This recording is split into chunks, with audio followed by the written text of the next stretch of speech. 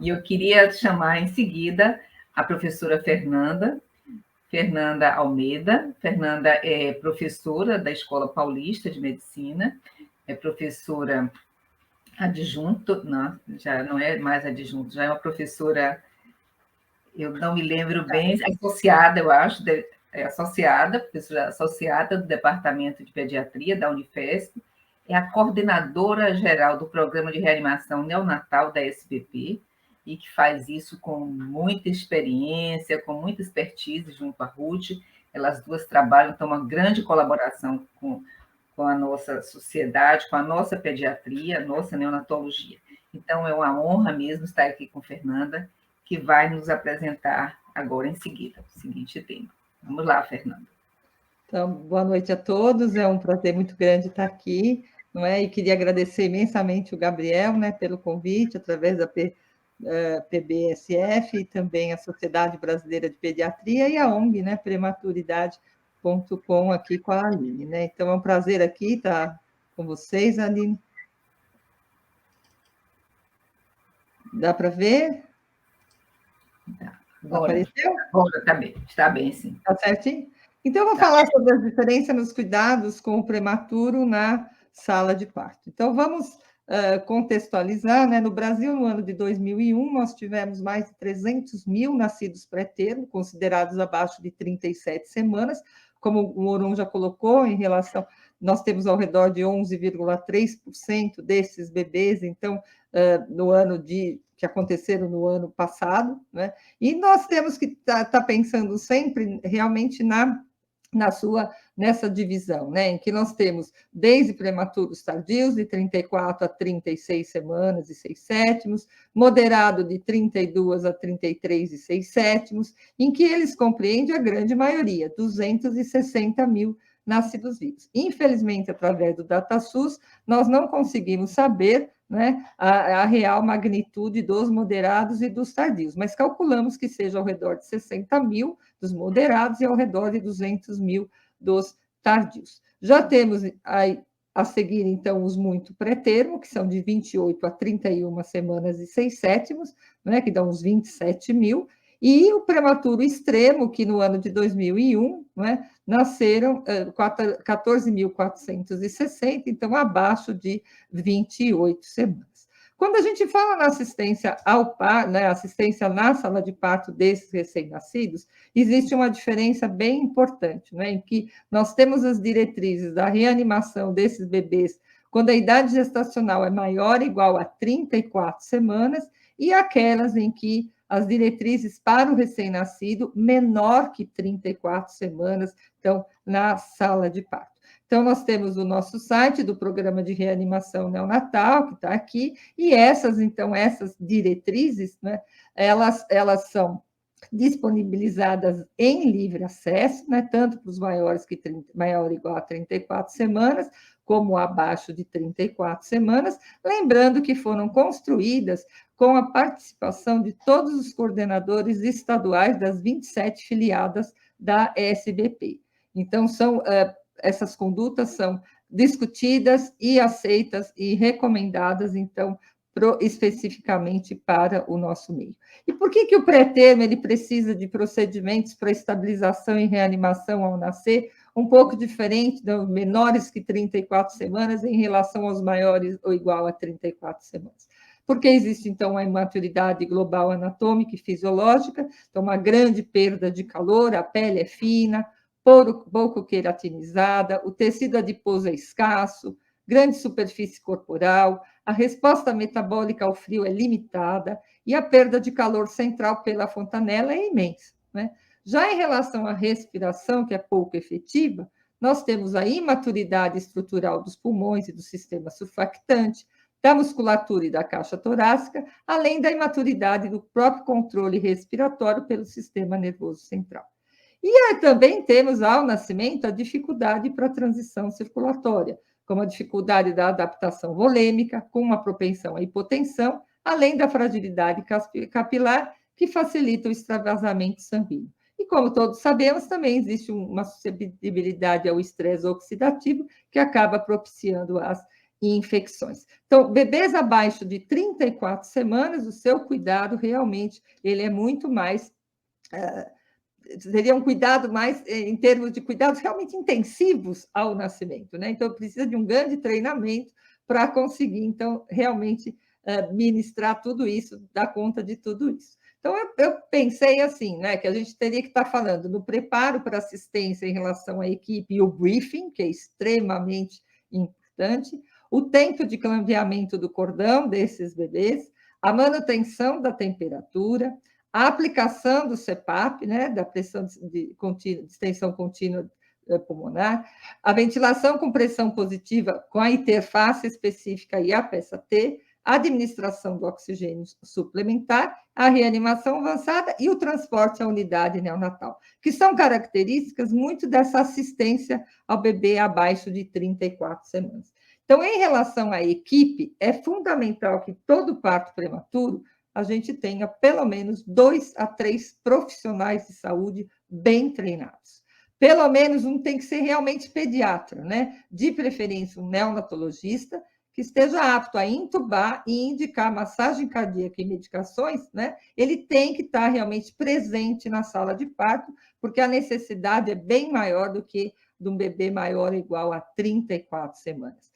E tudo começa com o briefing. A gente está dando muita importância para o briefing, que é uma rápida reunião entre os membros da equipe para planejar o atendimento desse recém-nascido antes do nascimento. E aí entra realmente a comunicação com o obstetra, com a enfermagem, com todos os profissionais que vão atender esse bebê, lembrando que não se pode perder tempo depois que ele nasceu, né? Porque a chance de asfixia é muito maior. Então, tudo é combinado previamente, né, em relação a esse atendimento. Entrando agora no clampeamento do cordão, e aqui enfatizando que as duas condutas que nós vamos colocar aqui, elas foram construídas juntos com a FEBRASGO, então nós temos um documento conjunto entre Programa de Reanimação Neonatal da Sociedade Brasileira de Pediatria e a FEBRASGO, que está disponível também de livre acesso em nosso site.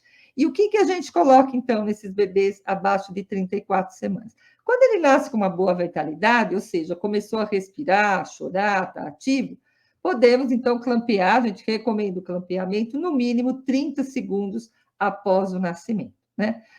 Então, depois disso, enquanto isso, a gente posiciona o bebê no tórax ou abdômen materno, muito cuidado para prevenir a perda de calor, né? Então, cobrir com campo estéril aquecido. Então, todo esse cuidado tem que acontecer ao mesmo tempo e tem que ter, então, essa cooperação obstétrica e pediátrica e enfermagem. E essa recomendação, ela baseia-se, primeiro, em um possível benefício na sobrevida alta hospitalar, né? A estabilidade cardiovascular com menor uso de inotrópicos nas primeiras 24 horas de vida, né? E a melhora de parâmetros hematológicos na primeira semana de vida. Então, quando se compara clampear o cordão no bebê que está com uma boa vitalidade, acima de 30 segundos, mínimo de 30 segundos ou menos, né? Existe essa vantagem, então, de se clampear mais após esse tempo. Agora, se o bebê nasce sem vitalidade ao nascer, ou seja, não começou a respirar ou chorar ou está hipotônico, né, o que a gente recomenda é fazer um rápido estímulo tátil no dorso, delicado, no máximo 2 vezes, para ajudar a iniciar a respiração antes do clampeamento imediato do cordão e levar para a mesa de reanimação, né?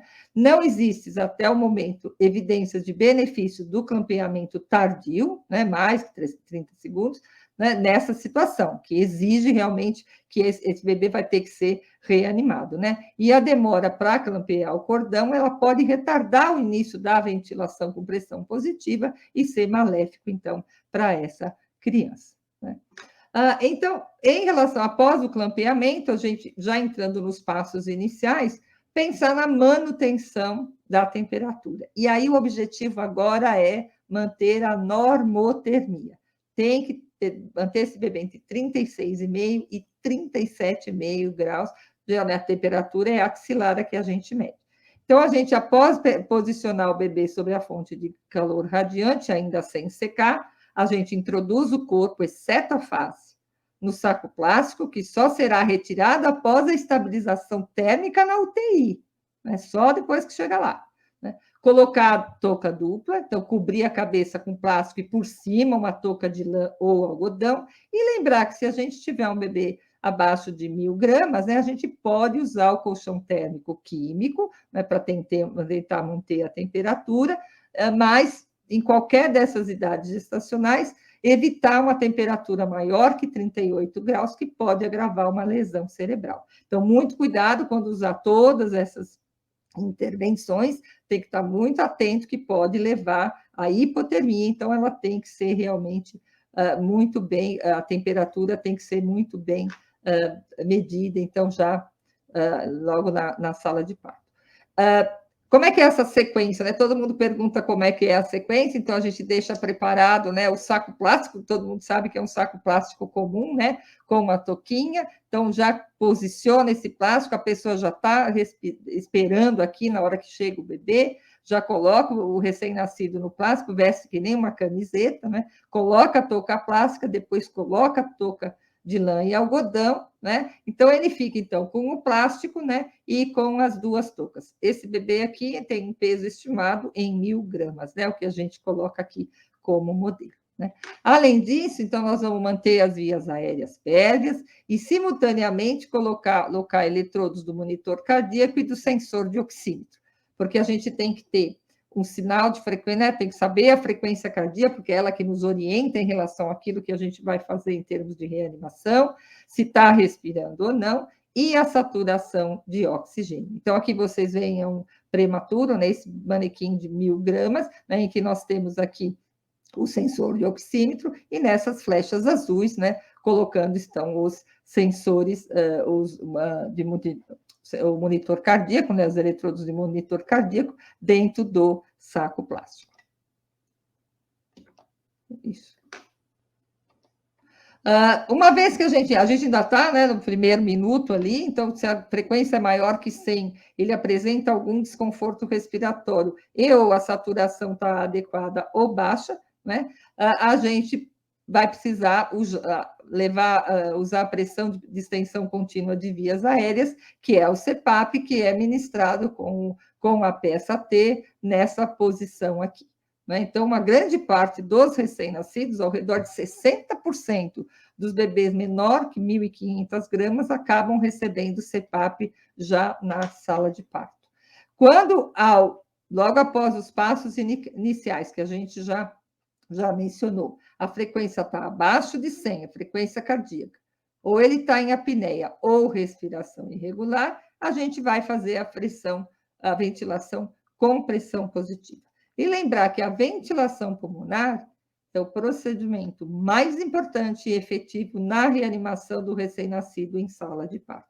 Então, a gente tem aqui um exemplo, né, usando o tubo T, quando a gente aperta, né, a gente fecha aqui a válvula, a gente faz a inspiração, e quando a gente solta, tem a expiração, né?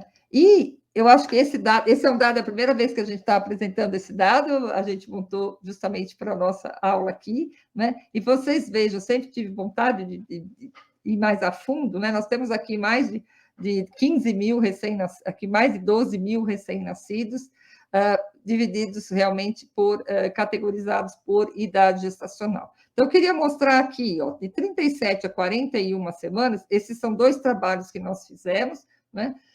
E eles são prospectivos, né? Então, aqui nós temos, comparem, 37 a 41 semanas, eu tenho ao redor de 6 a 7% de ventilação com pressão positiva, né? E uma porcentagem mínima que precisa de ventilação por cânula traqueal.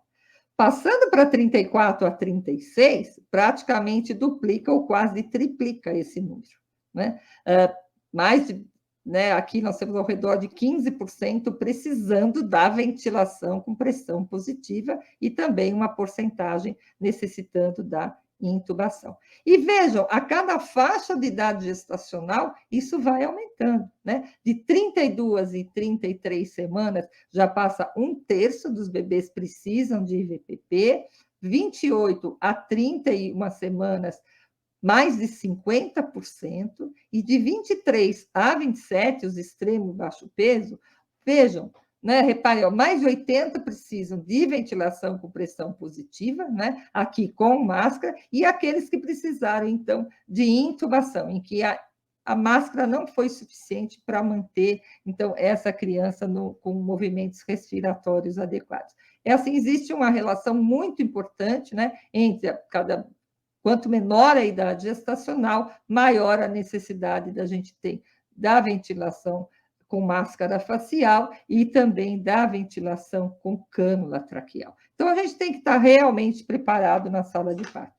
Nós vamos fazer essa ventilação, a primeira escolha para os bebês abaixo de 34 semanas é o ventilador mecânico manual com peça T, né? Porque em comparação com o balão autoinflável tem muito mais vantagens, né? É um dispositivo controlado a fluxo ilimitado, a pressão que necessita de fonte de gás, né? Fornece a pressão inspiratória e a PEP ajustáveis e constantes, fornece CPAP também, como eu já mencionei, e mais muito fundamental é que a concentração do oxigênio oferecida para o bebê, né, prematuro, ela é ajustável quando ligada ao blender. Então, tem que ser ligada ao blender para a gente determinar a concentração de oxigênio que a gente quer.